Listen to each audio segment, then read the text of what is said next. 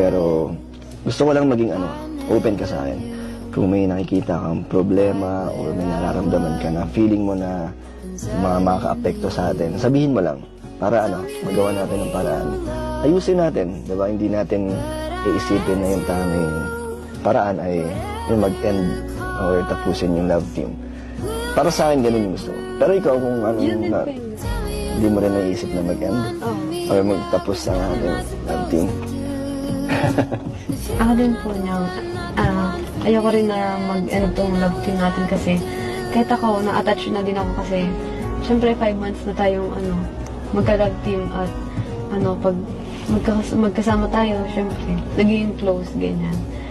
At syempre, sabihin mo din kung may iba kang magustuhan. Syempre, dapat sabihin mo. Ikaw din.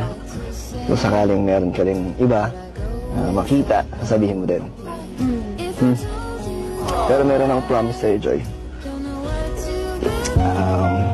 Dahil 5th month na rin natin, gusto kong sabihin sa'yo na wala na akong plano tumingin sa iba.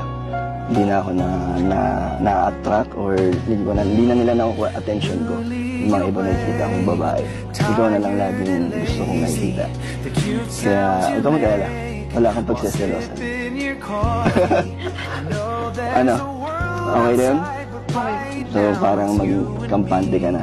Kung sakaling baka may iniisip ka na pag di tayo magkasama, di ba iba yung kung ano yung ginagawa ko. So yun yung gusto ko, magkaroon ka ng peace of mind na ikaw lang, sapat na.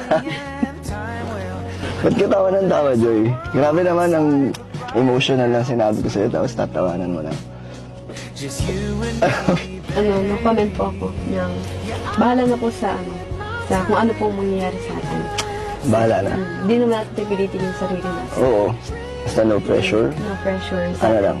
Masaya lang tayo lagi. Masaya lang tayo at may napapasaya tayo. Masaya tayo. Yan talaga yung importante. And syempre magaan sa atin. Magaan sa pakiramdam natin. Walang sapilitan. So, Joy?